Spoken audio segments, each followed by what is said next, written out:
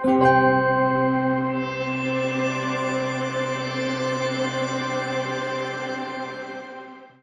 next is actually an Excel-based tool, and it has a 30-year time series of annual and cumulative estimate of carbon removal and greenhouse gas emission from any climate action. So that can be, initially it was developed for NDC, but you can use for project, program, policies, and so on. So you can track any climate action that can be project activities, that can be a policy, that can be an investment. So it supports countries and other actors to estimate and monitor their past and ongoing climate action, and also to see what else they can do to further decrease their emission or enhance carbon stock. And it's only AFOLU sector, but recently we added the energy one. So why did we build Next? It's because you have a lot of greenhouse gas accounting tools, but they have always been developed for a specific purpose. And they're all prior, most of them are prior to the Paris Agreement. And with the Paris Agreement, you have the enhanced transparency framework that states what kind of methodology has to be used, what kind of global warming potential has to be used, what are the communications the country has to report. And if you see the calendar, it's like every 2 years, starting from this year, they have to provide the BTR, Biennial Transparency Report. They have a national greenhouse gas inventory report that is every year for the developed country. Adaptation communication, every 4 years, it's a national communication. Every 5 years since 2015, it's an NDC that can be submitted again between 2 cycles. So it's like there's that calendar that state that kind of oblige the country to understand what are the progress and the climate change mitigation commitment and what else they can do. So the idea was to have that tool that could support country to estimate the impact of short-term and long-term climate action, so like policy of 5 years or 10 years, of the climate action and ambition on the national greenhouse gas emission scenario to see if the country, the parties, the actors is delivering the emission reduction at specific milestone, that could be 2025, 2030, 2050, and to see if they are achieving their commitment by 2050 in the case of the NDC or the long-term strategy. So next, it's, I said, an Excel-based tool. It's fully aligned on the enhanced transparency framework for the methodology that has to be used, the global warming potential that has to be used. So it's easing the reporting of countries, and it's also easing the harmonization and comparison between parties of what they're up to, what are the impact of that policies. It supports the estimation of annual greenhouse gas emission, so over the implementation period of your policy, but even after, because some policies still have an impact on the long term. So it keeps estimating what's going on after until you reach the 30 years of the time series. It has a high disaggregation level of the result in terms of greenhouse gas and non-greenhouse gas. So you can track hectares of reforestation, you can track hectares of reduced deforestation, you can track the gases that you have in the AFOLU sector, so CO2, methane, nitrous oxide, and you have many other indicators. It provides a period of analysis that can run until mid-century. So if you start your analysis in 2020, you can go in 2050, but you can even analyze past policies. So you can go back in time, like in 2010, and you can see the impact of your policy until 2040. So it's very flexible on that period of analysis. So it supports countries in monitoring, planning, and policy making in line with the ETF, and it helps to identify untapped mitigation action. So it means that if a country has a commitment on nitrous oxide or methane, you can see what are the impact of the current policy in terms of the reduction, and does the country reach that reduction target or not? And if not, what else they can eventually do? And as I said, it can be used for project, program, policy, national NDC, and long-term strategy. It has a lot of environmental indicators, the one that you're finding in the national communication and also the one that are requested by the international financial institution. You have indicators for the JEF project, for instance, and now you have the indicators for the 4x1000 initiative. So you can use Next, yes, in ex post, ex ante, and in monitoring as well. So that's a screenshot of the indicators for the 4x1000. So it's located, you can see the different tab worksheets of the of Next. It's located in the land and stock indicators. Maybe it's better that you show it directly. For the carbon, you assess the carbon stock changes in mineral soil, what's the pools that are enhanced, the pools that you might lost, are the avoided loss. And you also have the nitrous oxide emission that are linked to it, because if you're losing carbon from the soil, you have, for instance, emission of nitrous oxide. So it's accounted for in it. And you also have it for the pasture. And yes, so we provided technical guidance for the 4x1000 and the video that still has to be made. We were waiting for the consultant to do it. And that's the application of Next. There are some other countries since that slide, but basically that's everywhere we applied it, either for LTS, NDC, training, project, and so on. So that's it for the presentation. I think I can go directly into the tool. And so, yes, that's a file. It's already done. So when you open the tool, actually those parts are blank. I'm going to blank them. So that's what you would have for Next when you open it, download it. So the entry point in the tool is actually at country level. And from there, the tool will be tailored for some parameters, such as climate, soil, global ecological zone, the type of crops and livestock that the country is reporting to the FAO stat. So that's mandatory module that you have to fill up before starting the analysis. Then the tool is disaggregated into 7 modules that you have here in yellow. Forest land, in which you're going to analyze anything that is linked to deforestation, afforestation, forest management. That could be if you want to reduce fuel wood removal, or if you roundwood removal, if you want to reduce fire disturbances, insects, and so on.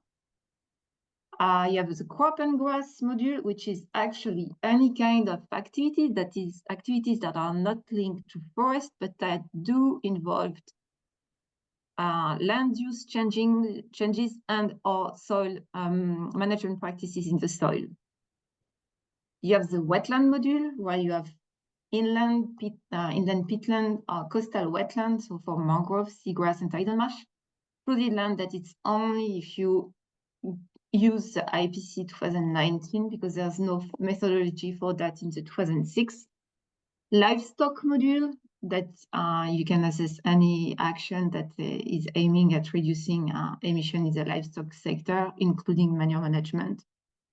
Agricultural inputs here, and harvested wood product, that is a module automatically filled up from information provided in the previous module.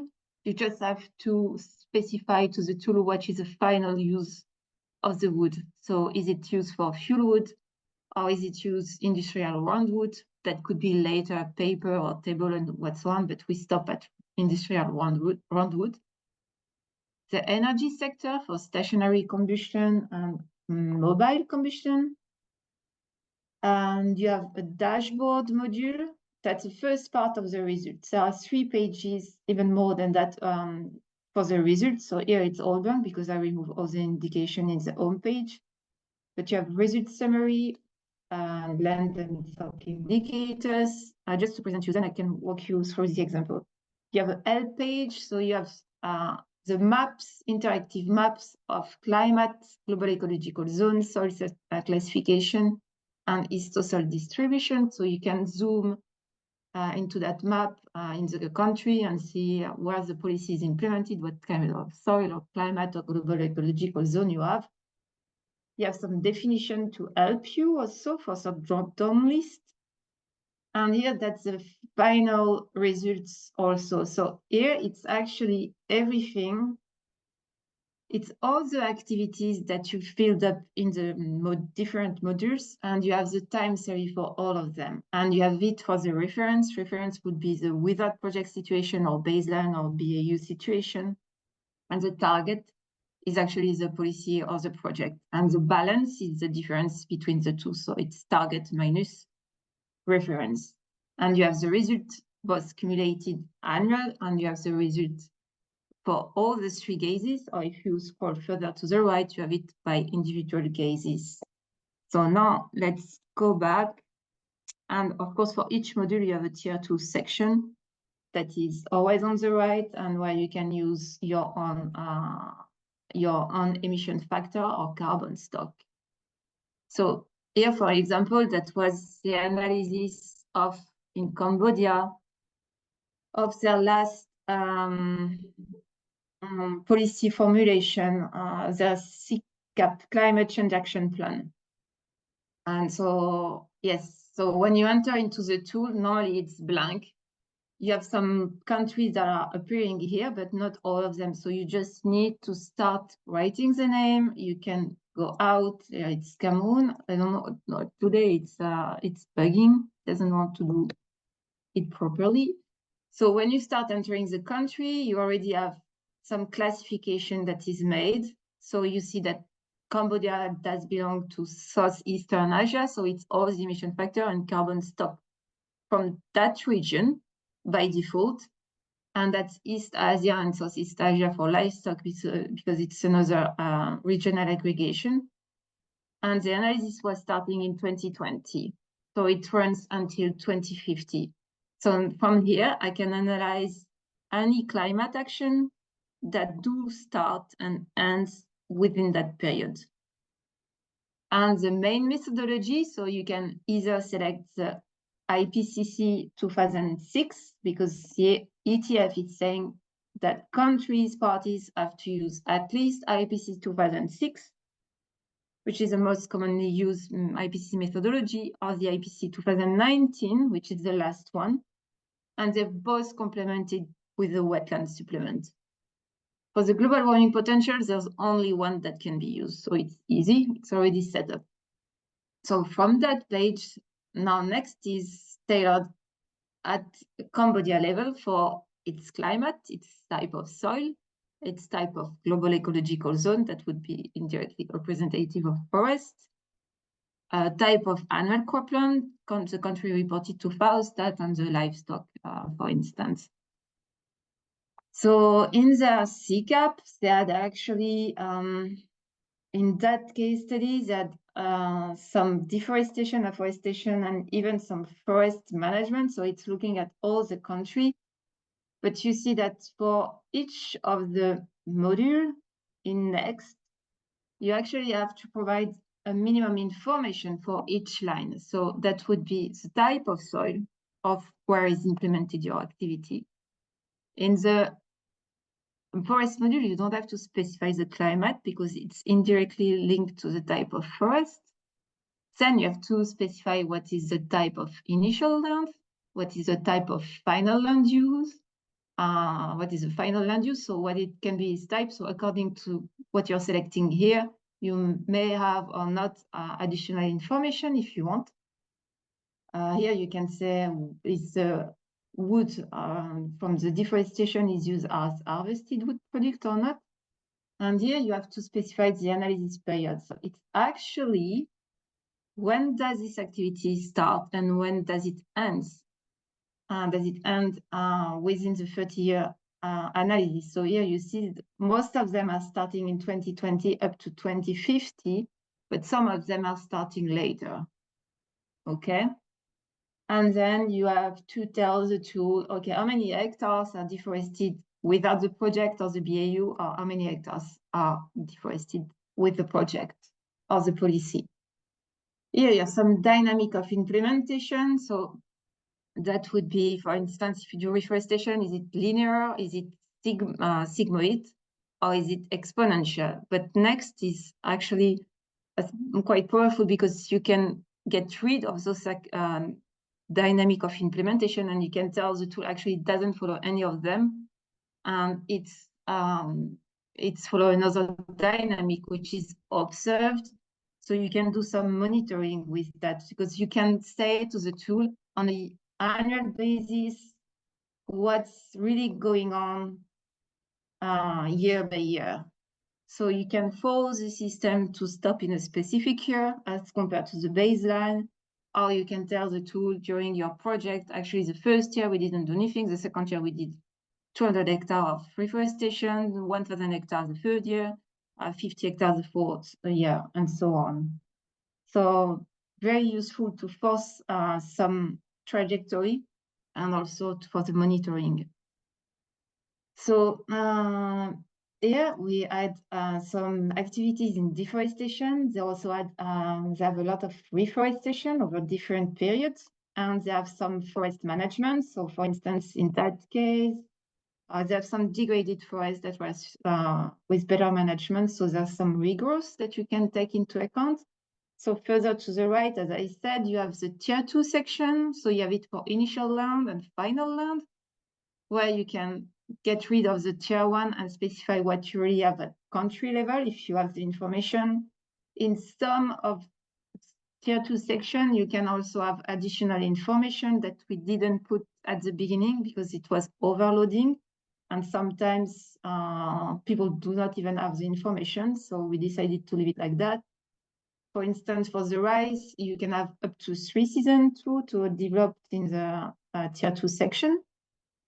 And so you have what's most interesting, you have the stock that you have initially and the stock that you have at the end of your activity. And they actually add also some land use changes between grassland to annual cropland. They have the use of some land to develop settlement, annual cropland, flooded rice. They have some flooded rice management, and so implemented over more or less the same period, except the last ones. And here we use a lot of the observed dynamic to force the system. There was nothing in the wetlands, not a bit of livestock, no interest here. Nutrient management is here. So basically, when you've done all that, you can go to the first page of results, which is the dashboard, and it's the main one we are using. So in that page, you can actually see your mitigation potential in 3 specific years. So here we focus at 2030, 2040, 2050. But if you do a project, you can focus at midterm project, the end of the project, and 20 years after. And so you have cumulative emissions that are here, the annual emission. You have the graph, so you see the trajectory of the BAU, so one of the climate policies, so cumulated and annual. And you have the balance. You can also see which are the gases that are involved. So there's a lot of change according to them, a different pattern, I mean. And you also have the results summary page, which is, this one is quite interesting, because actually you can see the disaggregation of the result per gases and their sources. And you have it for the reference or the BAU, for your policy, and for the balance. And you have it cumulated, but you also have it further to the right, annual. So you can track all your gases. Okay, the most important one, where do they come from? So that CO2 from the biomass, or that nitrous oxide, most likely from fertilizer. And you have the flooded rice, you have livestock. So all the gases are disaggregated here, regroup here as a single entity, and you have it for the reference, target, and balance. and you have it here annual. So you can see also when a system reach an equilibrium, because when it's reached an equilibrium, annually it's getting to 0. So here it's not the case, but you can see that there's some changes occurring. And the land and stock indicators, so you have a land use matrix that is here for the reference and the target. And you have here some land use indicators, much more of interest.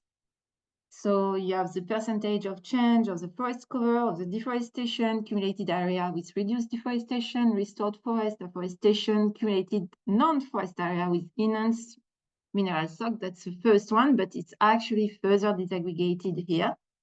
So that's what we developed for the 4 per 1,000. You have area under sustainable management practices in hectares. So you have all the time series of 30 years here. And you can see your hectares where you have enhanced stock, except for forest. And we have it for forest, we have it for annual cropland, agroforestry, grassland. You also have area of soil under no tillage, manure input, where the residue are written. So we try to extract some of the management practices that would be much more soil friendly.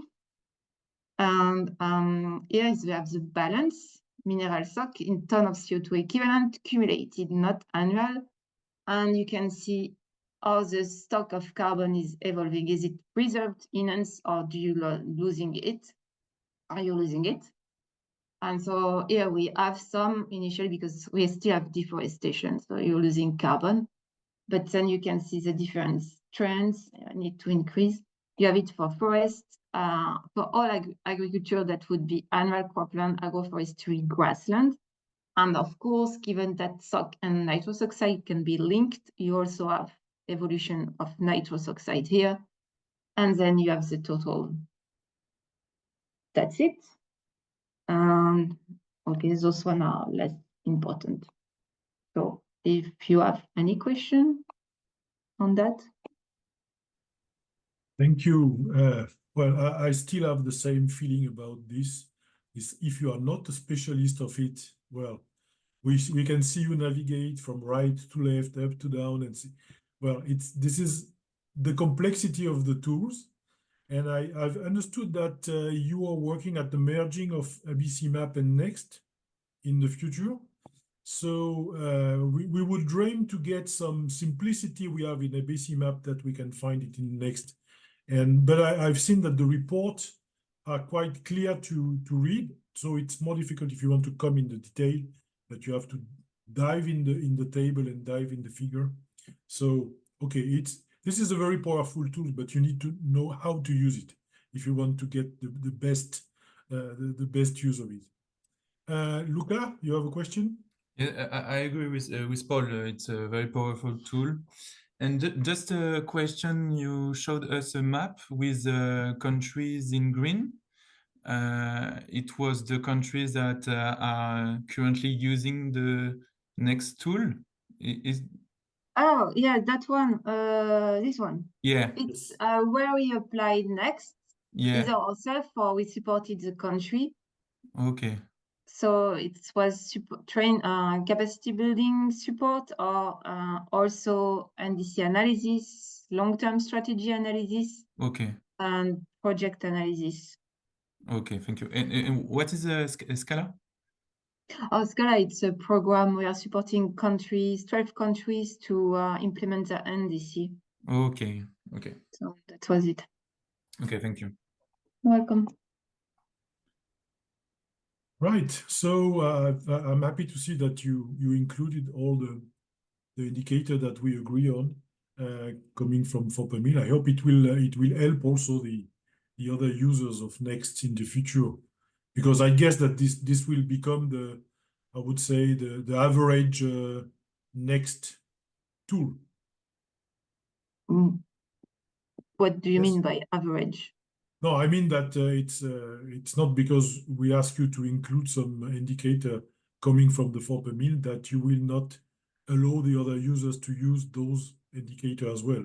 I mean, it will be. Oh, yeah, no, of course, it's available to everyone. That's an online version already. Okay, great. That's no, what I it's there, thought. and there's the technical guidance. Yeah. Yeah, what we need here really is technical guidance, how to use it, how to answer the first page, which is the basic need. I understood also. So this is something, it was not obvious in my first feeling about Next, that you are working really, but it's normal. It's at the level of a country. It's Yeah. really linked to the NDCs. So it has to be at the level of the country. And No, wait. Because you enter into the tool at country level, but it doesn't mean that you have to analyze everything at country level. You can just zoom into the region of the country, regional approach, or local, because you have all the climate and all the you have all the information at country level to go further into local approach.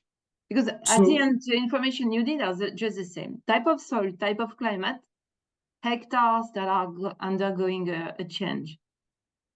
So that can be national, but that can be at project level, at farm level. Okay. And there is no, at the moment, there is no link between a map and, so if I want to work at the region level in Next, I have to determine what are the acreage of my region. I can define what are the center of the region, I guess, with a town or village or whatever. And then Next will determine in which area I am, and he will determine how he make the link between all those data and the reality of the field. No, so you would, for instance, let me get the sun reflecting on the screens. Up, where's the mouse? Okay, you can zoom into your project area. No, that was that one. Okay, let me put it here. Okay, it's about the same kind of tool that you have also in ABC Map. You determine the area with a polygon. Okay. So you can just, that's the soil map, but you could zoom in Senegal. You could zoom in your project area. And you can see, okay, it's Saloum here, and it's majority, it's HAC soil, and you can zoom, you can open the climate map also and see what would be the climate here and what would be the global ecological zone. And that's the first information you need to put into Next, and then it's, your project is going to do 200 hectares of reforestation. So you already have the information to run it. Okay, but what I mean is that there is no yet a direct link between a map where you design your area polygon and where the data are collected and bring to Next to feed it as a starting point. No, that would be done when Next is completely integrated into to ABC Map. So this is the interest to integrate it both tools. Okay, great. Thank you. Okay. Thank you. So thank you very much.